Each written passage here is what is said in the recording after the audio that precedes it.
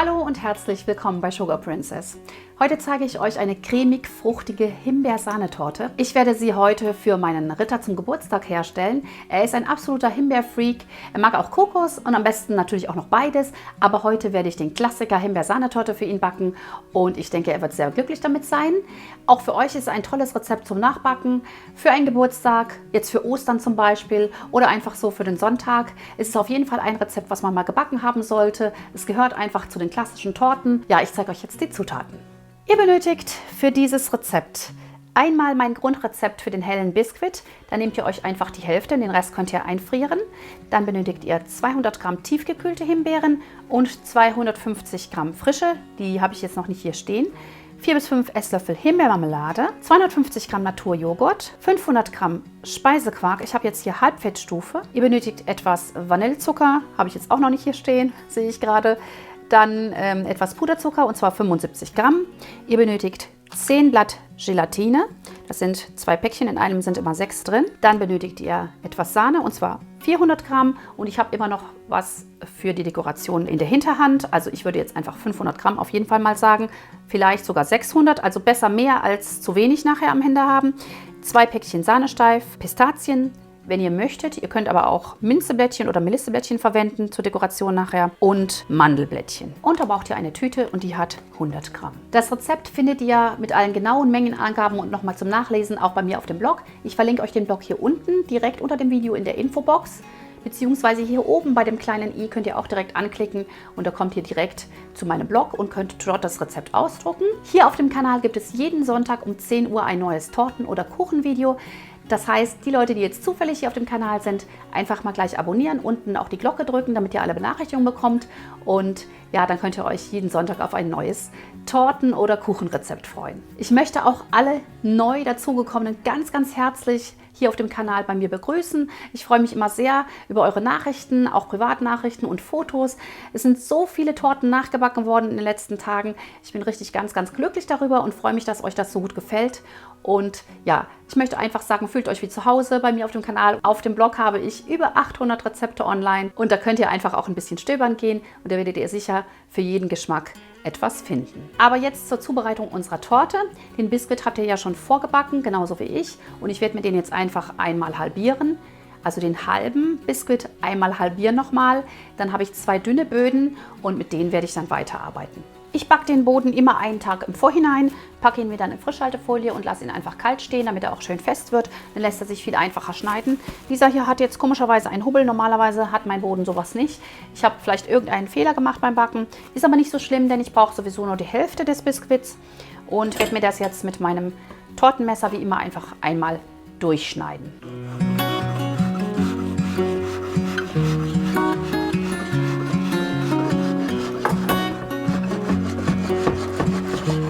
So, den Deckel einfach mal abschneiden, den brauchen wir jetzt gerade nicht. Er ist wunderschön flauschig geworden. Diesen Teil werde ich mir einfrieren für eine andere Verwendung und den Teil, mit dem werden wir jetzt weiterarbeiten. Der Boden war insgesamt 6 cm hoch.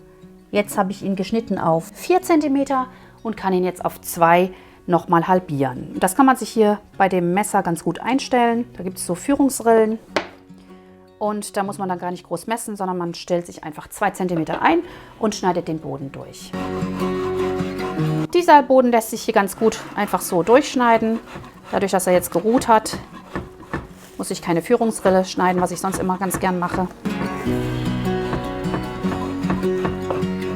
Und immer ganz günstig ist so ein Tortenretter, da können wir das schon einfach abheben. Und ihr seht, wie schön flauschig die Böden geworden sind.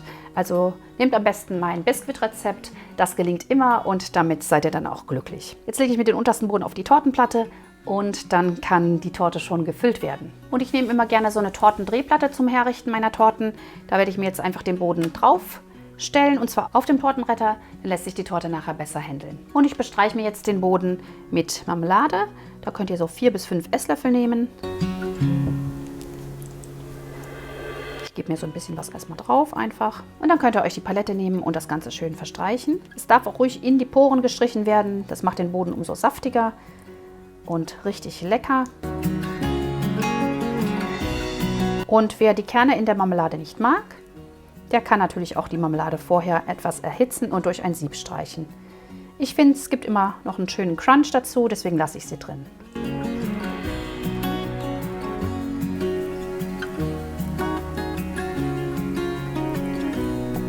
Jetzt können wir uns den Boden mit einem Tortenring umschließen und uns die Füllcreme herstellen. Und da brauchen wir 2 verschiedene Cremes, eine hellere für den unteren Boden und dann eine weitere dunklere, die auf den oberen Boden gestrichen wird. Und jetzt können wir uns die Creme herstellen. Für die Füllung werde ich mir jetzt erstmal die ersten 8 Blätter Gelatine in kaltem Wasser einweichen. Das dauert so 5 Minuten, dann sind sie weich. Einfach gerade stehen lassen, keine Angst vor Gelatine. Das ist wirklich nicht so schwierig, wie es immer aussieht oder sich liest. Ihr werdet sehen, es ist ganz einfach. Die 200 Gramm tiefgekühlten Himbeeren habe ich mir jetzt auch schon püriert, einfach im Thermomix oder ihr könnt auch jeden beliebigen Mixer nehmen. Können wir uns auch schon beiseite stellen. Während jetzt die Gelatine bei mir einweicht, kann ich schon mal die Sahne steif schlagen. 400 Gramm in die Schüssel geben, die sollte gut gekühlt sein.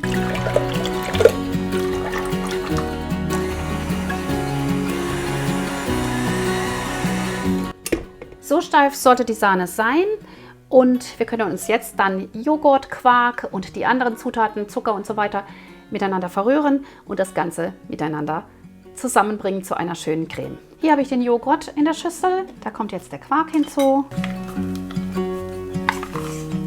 500 Gramm, also 2 Päckchen. Dann geben wir uns den Puderzucker hinzu und die 2 Esslöffel Vanillezucker. Ihr wisst ja, ich mache den immer selber. Und dann wird das Ganze schön cremig verrührt. So. Inzwischen ist die Gelatine schön eingeweicht und schön weich geworden. Und jetzt muss man sie ausdrücken. Einfach die Blätter in die Hand nehmen, gucken, dass man alle bekommt und dann möglichst viel Wasser loswerden. Und ich gebe sie mir jetzt hier in eine kleine Schüssel, die ich nebendran gestellt habe und werde sie mir kurz in der Mikrowelle erwärmen. Ganz kurz, damit sich die Gelatine auflöst. Ihr könnt das Ganze auch im Topf machen, aber ich finde es so einfacher und dann brauche ich auch nicht noch einen extra Topf. Bei 600 Watt für 30 Sekunden maximal. Und ihr seht, die ist schon geschmolzen. Jetzt das Ganze noch schön klümpchenfrei verrühren, sodass sich wirklich so eine Gelatinemasse ergibt. Die ist wirklich ganz flüssig und da ist kein Stückchen mehr drin. Und die ist ja jetzt etwas warm durch das Erhitzen. Damit wir jetzt die Temperatur der beiden Massen angleichen, das hier ist ja etwas wärmer und das etwas kälter, nehmen wir einfach 3 Esslöffel von dieser kühleren Quarkcreme und geben die hier rein. 1, 2, 3 und verrühren das Ganze. Da müsst ihr jetzt wirklich ganz gut verrühren. Da darf jetzt kein Klümpchen entstehen. Das heißt, wir geben die Unterrühren dazu. Unter diese Masse können wir jetzt die Sahne ziehen und dann ist unsere Füllung schon fertig. Beziehungsweise dann werden wir uns noch eine Himbeerfüllung herstellen. So, die steif geschlagene Sahne kann jetzt hier unter die Creme gezogen werden.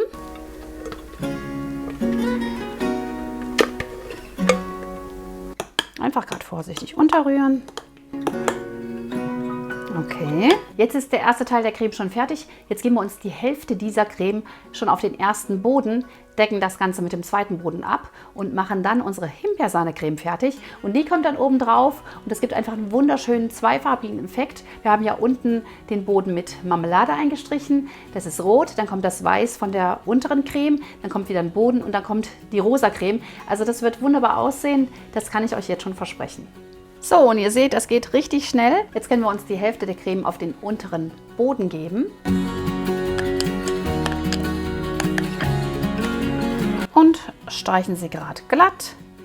Die ist noch ziemlich flüssig, aber die wird dann anziehen, keine Angst. Da ist ja genug Gelatine drin. Und sobald die Torte kalt steht, geliert alles und die Torte wird fest.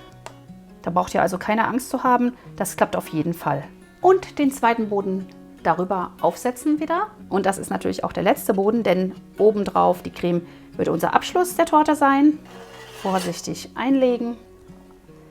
Wer mag, kann die Böden natürlich auf jeden Fall tränken. Das bleibt euch überlassen. Ihr könnt ein bisschen Himbeergeist nehmen zum Beispiel. Das ist eine tolle Idee. Hier auf diesem Boden kommt jetzt die Himbeercreme. Und dazu müssen wir uns jetzt die Himbeeren hernehmen, die wir püriert haben und die unter unsere fertige Sahnecreme rühren. Wir haben hier immer noch das kalte Wasser von den ersten Gelatinblättern. Da weichen wir jetzt einfach nochmal 2 drin ein. Das dauert so 5 Minuten wieder. Und in der Zeit können wir uns jetzt die pürierten Himbeeren entweder noch durch ein Sieb drücken, wenn ihr die Kernchen loswerden wollt. Ich lasse es so. Ich finde es nicht so schlimm, wenn sie drin sind. Das heißt, ich gebe sie jetzt so in die Sahne mit hinein.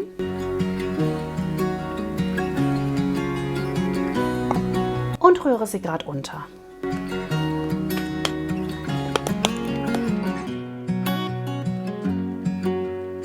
Und ihr seht, es gibt eine wunderschöne rosa Farbe und einen super leckeren Himbeer-, Sahne-, Joghurt- und Quarkgeschmack. Also richtig super lecker. Nach der Einweichzeit die Gelatinblätter wieder ausdrücken und in eine kleine Schüssel geben und in die Mikrowelle maximal, ich denke also 20 Sekunden bei 600 Watt gerade warm machen. Das hat jetzt nur 10 Sekunden gedauert. Gerade schön verrühren, dass kein Klümpchen entsteht. Und jetzt geben wir wieder von unserer Himbeermasse etwas hinzu. Und zwar wieder 3 Esslöffel. 1, 2, 3. Verrühren das Ganze wieder. Gleichen so die Temperatur an, damit diese Masse jetzt nicht warm ist und warm da reinkommt. Dann würden Klümpchen entstehen. Das geben wir uns jetzt wieder hier rein. Und rühren es gerade unter. So, und fertig ist unsere Himbeer-Sahne-Creme und die nutzen wir jetzt zum Füllen der Torte. Die Himbeercreme duftet super, super lecker nach den Himbeeren und ich werde sie jetzt einfach auf den zweiten Boden geben und die Torte dann über Nacht in die Kühlung stellen. Ihr könnt sie auch ein paar Stunden reinstellen. Es muss halt auf jeden Fall gewährleistet sein, dass die Gelatine anzieht und dass die Torte in sich fest wird, bevor wir sie weiter dekorieren. Also meistens reicht so eine Stunde dann im Tiefkühler auch aus und dann ist die Torte fertig. Aber wie gesagt, ich mache es gerne über Nacht. Dann hat man wieder mehr Kraft für die Dekoration. Und die Dekoration ist ja super wichtig bei einer Torte und dafür sollte man einfach frisch sein. Ja, und ich gebe mir jetzt einfach so viel Creme hier rauf, bis der Ring voll ist. Das Ganze jetzt am besten so ein bisschen hin und her, vorsichtig hin und her wackeln, sodass sich die Creme wirklich ganz, ganz gleichmäßig verteilt. Noch ist sie ja flüssig genug. Bei mir ist jetzt Mittagszeit. Ich werde mich jetzt um meine Kinder kümmern. Bei mir kommt die Torte jetzt einfach über Nacht in den Kühlschrank, abgedeckt mit einem zweiten Tortenretter. Ich werde mir jetzt in Ruhe alles hier wieder aufräumen und den wunderschönen Frühlingstag genießen. Und morgen werde ich die Torte fertig dekorieren. Dafür brauche ich dann nur noch die Sahne, die frischen Himbeeren und vielleicht etwas Minze oder Melisse oder eben Pistazien gehackte. Für Ostern kann ich mir die Torte sehr gut auch vorstellen. Einfach wirklich mit ein paar gelben Blüten noch oben drauf. Also die Kombination aus Himbeere, Melissegrün oder Minzegrün und vielleicht noch gelben Stiefmütterchen. Die sind ja auch essbar. Das wäre sicherlich sehr, sehr hübsch. Da sind der Fantasie keine Grenzen gesetzt. Ich bin gespannt, welche Fotos ihr mir schicken werdet, wie eure Torten aussehen werden. Das dürft ihr auf keinen Fall vergessen. Da freue ich mich schon drauf. Ja, wir sehen uns morgen wieder. Ich zeige euch jetzt gleich noch, wie es bei uns im Kraichgau aussieht. Es ist ein wunderschönes Wetter und ich hoffe, bei euch ist es auch so schön. Schaut euch das mal an. Wunderschönes Wetter im Kraichgau. Hier blühen die Forsythien. Und ihr hört schon wieder die Glocke von hinten vom Dorf läuten. Mein Zeichen, dass ich mich ums Mittagessen kümmern muss. Die Torte war bei mir über Nacht im Kühlschrank. Ich habe mir jetzt schon meine 200 Gramm Dekoriersahne steif geschlagen mit etwas Sahnesteif. Und wer mag, kann noch ein bisschen Vanillezucker hinzugeben oder ein bisschen Zucker, ganz nach Belieben. Ich habe mir einen Spritzbeutel hergerichtet mit einer Tölle 1M. Das ist eine Sterntölle, meine Lieblingstölle, wisst ihr ja inzwischen. Dann habe ich die Mandelblättchen geröstet, einfach in eine Pfanne ohne Fett, gerade auf den Teller umschütten, damit sie nicht nachbräunen und damit sie nicht bitter schmecken. Ihr braucht vielleicht noch, wenn ihr wünscht, etwas Melisse oder Minzeblättchen. Bei mir, ich habe sie jetzt frisch aus dem Garten gepflückt und zwar frische Schokoladenminze und mir sie gerade abgewaschen und abgetrocknet.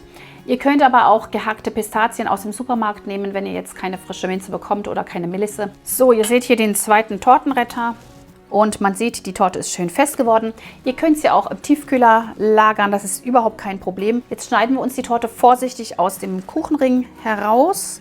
Einfach ganz mit einem scharfen Messer vorsichtig hier entlang fahren, möglichst nah an dem Ring, denn sonst verletzt man jetzt die schöne Schicht. Ist aber auch nicht so dramatisch, denn da kommt ja noch die Sahne drum und die Mandelblättchen. Jetzt öffnen wir den Tortenring vorsichtig. Und da ist unsere Torte. Und ich finde, sie sieht auch schon so richtig schön aus. Aber wir können das Ganze noch ein bisschen aufpimpen. Hier kommt jetzt noch unsere Sahne ringsrum. Dann die Mandelblättchen dran. Hier oben ein Sahnekranz aus Rosetten. Und dann überall die Himbeeren drauf. Und vielleicht auch noch die Himbeeren in die Mitte. Und das Ganze mit Grün dekorieren. Und dann ist die Torte fertig. Wichtig ist jetzt noch das Einteilen der Torte, damit ihr auch schön dekorieren könnt. Ich nehme hier jetzt 16 Stücke. Aufsetzen und leicht eindrücken.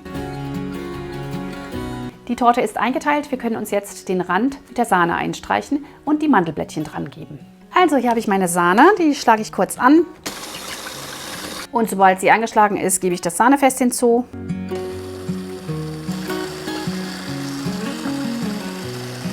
Und von meinem selbstgemachten Vanillezucker gebe ich noch so 1 bis 2 Esslöffel Zucker hinzu.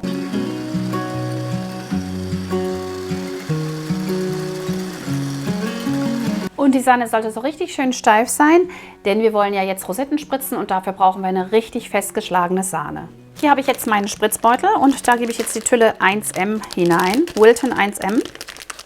Und damit nicht gleich hier unten alles austritt, stopfe ich immer so ein bisschen von dem Beutel da unten rein. Dann ist er unten zu, das ist ein kleiner Trick. Und dann können wir ihn hier aufs Glas ziehen und unsere Dekoriersahne einfüllen.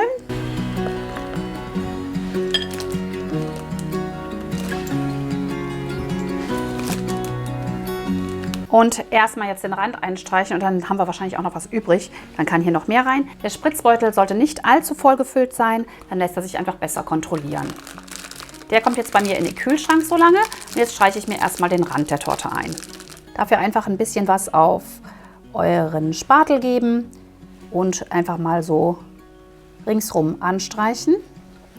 Ihr könnt es auch mit einer Tülle machen natürlich, dann wird es gleichmäßiger. Und man kann das jetzt mit der Palette schon auch so ein bisschen verstreichen, damit man sieht, wie viel man braucht. Das muss jetzt nicht besonders gleichmäßig sein, weil hier ja einfach nur die Mandelblättchen dran geklebt werden sollen. Dafür dient uns jetzt die Sahne. Jetzt können wir uns die Mandelblättchen an den Rand andrücken.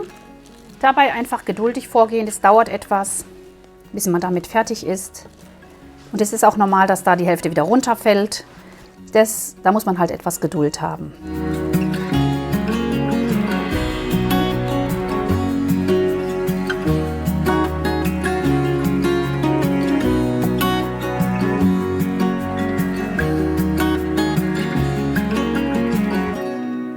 So, und wenn ihr die Torte einmal ringsrum mit den Mandelblättchen eingedeckt habt, dann könnt ihr noch händisch einfach gucken, wo sind noch Löcher. Und ich mache das dann immer noch ohne Teigkarte und wirklich einfach, das dauert dann so ein bisschen, bis man halt wirklich alle Löcher gefüllt hat. Aber das sieht dann halt umso besser aus.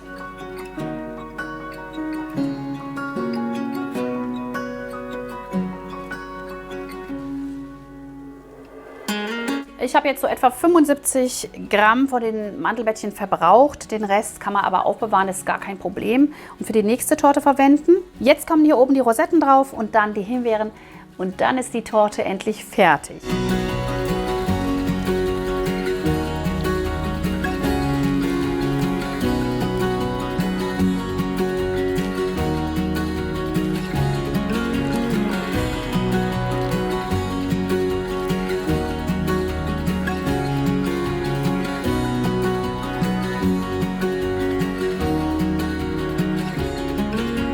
Sieht schon mal schön aus.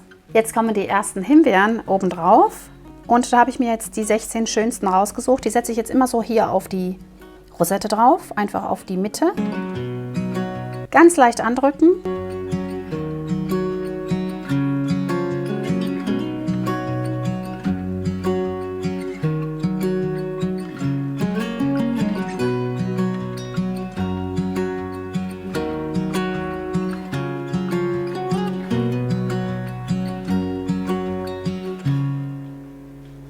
So ist die Torte eigentlich schon fertig. Man könnte sie schon servieren, gar kein Problem. Aber ich habe ja noch Himbeeren übrig und die kommen jetzt bei mir alle hier in die Mitte. Erstmal hier rein und dann mal gucken, wie weit ich noch nach außen gehe. Und dann kommen noch meine frisch aus dem Garten gezupften Schoko-Minzeblättchen dazu. Aber ihr könnt natürlich auch, wie gesagt, Pistazien gehackte nehmen oder Melisseblättchen. Da könnt ihr einfach entscheiden, was euch am liebsten ist.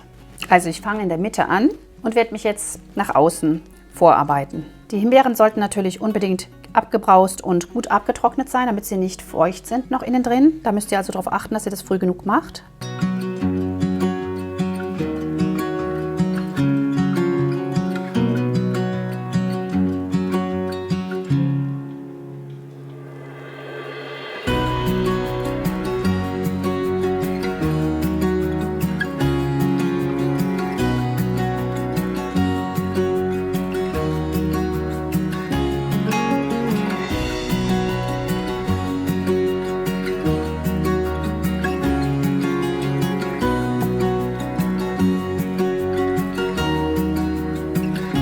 Die Torte ist soweit fertig. Das Einzige, was jetzt bei mir noch fehlt, ist die Schokominze aus meinem Garten. Die kommt auf jeden Fall noch drauf. Das lockert die Torte noch einfach mit einem schönen Farbakzent auf. Ich habe hier so Stiele, da zupfe ich mir jetzt die schönsten Blättchen ab. 16 Stück brauche ich natürlich wieder. Und jetzt können sie auf die Rosetten gegeben werden. Ich mache sie immer so ein bisschen an der Seite hier nach außen hin stehend. Vorsichtig andrücken. Und am besten sieht das aus, wenn sie alle in eine Richtung zeigen. Wenn ihr sie durcheinander drauf macht, wird es nicht so gut aussehen.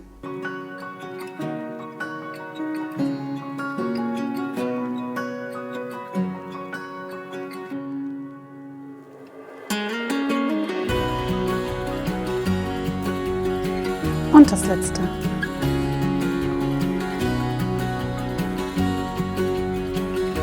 Die Torte ist fertig. Ich finde sie wirklich wunderschön geworden.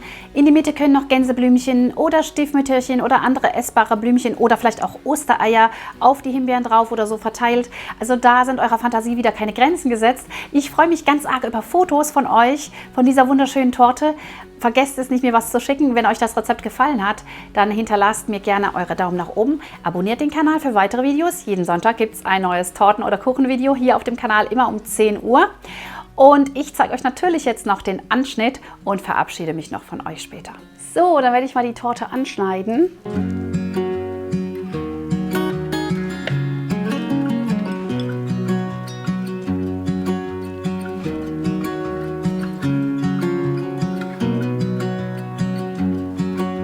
So sieht der Anschnitt aus. Wirklich super toll.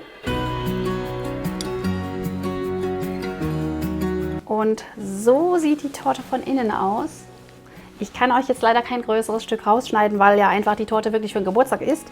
Aber ihr seht es vielleicht, ihr seht es ja auch an diesem Stück, wie sie aussieht. Wunderschöne dreifache Optik. Rosa, Biskuit, Weiß, Marmelade und wieder Biskuit. Einfach wunderschön. Jetzt geht's ans Probieren. Also die Torte duftet auf jeden Fall schon mal super, super lecker. Ich habe auch schon ein bisschen was probiert. Sie ist sehr zart. Der Biskuit ist einfach ja, sehr flauschig, den kennt ihr ja schon. Und dazwischen die zwei Cremes, die eine mit Himbeeren, die andere einfach nur so Vanillecreme. Sie zergeht auf der Zunge, sie zerschmilzt einfach. Und diese schönen Himbeeren obendrauf. Also für alle Himbeerfanatiker ist es ein Muss, sie mal auszuprobieren. Sie ist wirklich super, super fein. Ist keine schwere Torte, man kann durchaus ein zweites Stück davon essen. Ich werde jetzt den Rest hier an Jo verfüttern, der nämlich gerade nach Hause gekommen ist und vielleicht mir noch ein kleines Stückchen gönnen. Und den Rest werden wir dann zum Geburtstag des Ritters vernaschen. Das war meine leckere zweifarbige Himbeer-Sahnetorte. Ich wünsche euch ganz viel Spaß beim Nachbacken dieses wunderbaren Tortenklassikers. Schickt mir eure Fotos auf Facebook, auf Instagram, wo auch immer. Ich freue mich immer sehr darüber. Vergesst auch bitte nicht, mir einen netten Kommentar oder ein Like oder beides am besten dazulassen. Abonniert auch gerne den Kanal, einfach hier unten dann auch die Glocke drücken, dann bekommt ihr alle Benachrichtigungen. Und wir sehen uns beim nächsten Sonntag wieder um 10 Uhr. Gibt es wieder einen neuen Torten- oder Kuchenklassiker. Bis dahin, alles Gute für euch. Tschüss!